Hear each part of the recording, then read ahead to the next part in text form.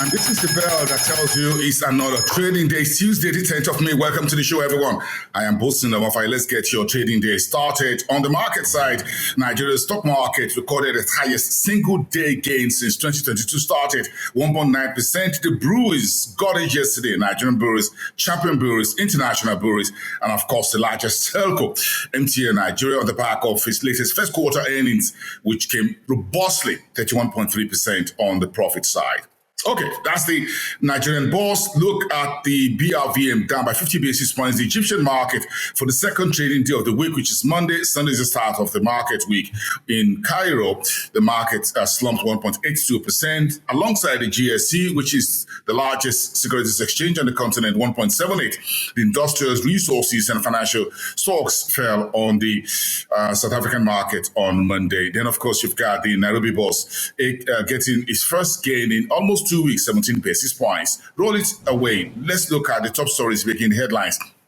This Tuesday, the East African community has adopted a new 35% tax levy to protect infant industries within the region, from Kenya to Uganda to Tanzania and other companies within that region. And the Capital Market Authority has issued an operational license to Embu Coffee Farmers Marketing Agency as part of the commodities market ecosystem in Kenya. Congo DRC says it's planning about $1.4 billion Eurobond linked to oil warrants. The country says it will use that to deleverage its loan book, or its debt book as the case may be, and provide a very strong, robust balance sheet, fiscal balance sheet for the country.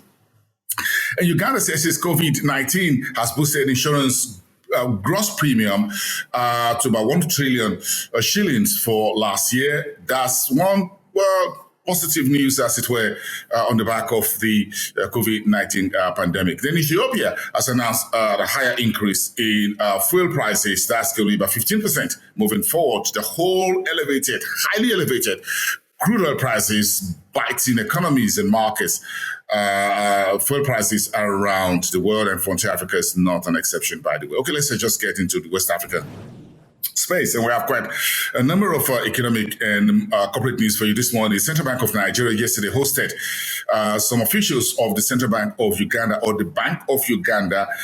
They came to Nigeria to rub minds with the Nigerian Central Bank, led by Godwin Emefiele, on central bank digital currency, the CBDC. Nigeria adopted e-Naira towards the end of last year. Now Ugandans are looking at how does it work?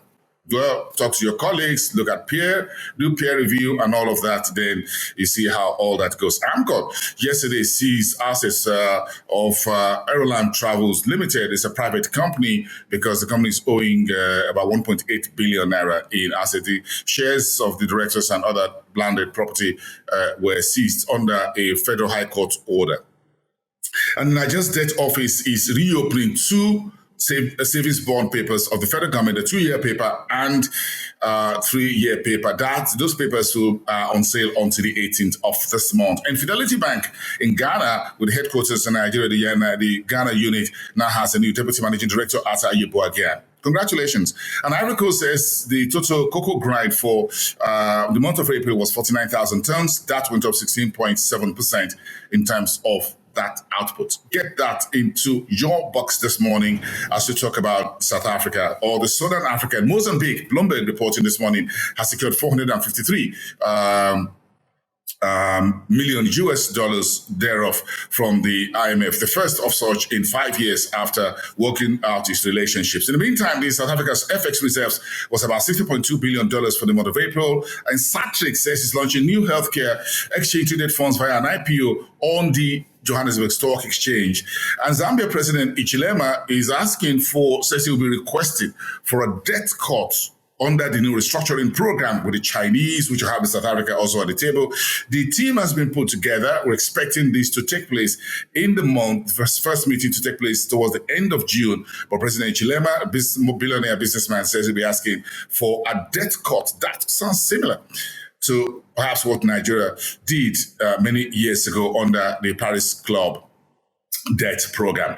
And Rio Zim is courting new investors for its new 2,800 megawatts coal project in Zimbabwe, while African oil producers are heading to Angola on the 16th of May to the 19th for the Cape VIII Energy Conference. We expect to see everyone there under the umbrella of the APP, or the African Petroleum Producers Organization. We'll keep an eye on that development for you. Okay, let's talk about North Africa. That's where it all started. We in the show always the EBRD, the European Bank for Reconstruction and Development, is holding a 3-day annual general meeting today in Marrakech, Morocco. The focus will be on the Russian-Ukraine crisis and what it means for Europe and for the African continent. One event you need to keep your eye on. And Egypt's FX reserves grew to $37.12 billion for the month of April. Egypt is looking to raise investment by 9.6% within the economy for its fiscal 2022-2023. And that's the story. 376 billion Egyptian pounds is what President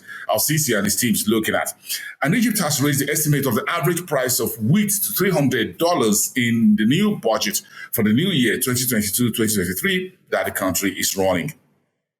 And Morocco's automobile sales down by 6.56% in April 2022. That's a whole lot of issues with what's going on in terms of what folks are really buying, what are the necessities. South Sudan and the DRC president, DR Congo's president Tshisekedi, have met and they're discussing how to improve bilateral relations from Central Africa all the way to the Sahel. That's about it this morning. Thanks for watching the show. This is your Frontier Opening Bell this Tuesday, the 10th of May. I am Boosting number 5. I'll see you next time. Go on our social media platform to interact with us. Watch this show again on our YouTube at Frontier Africa Reports and go on our website, frontierafricareports.com. I'll see you next time.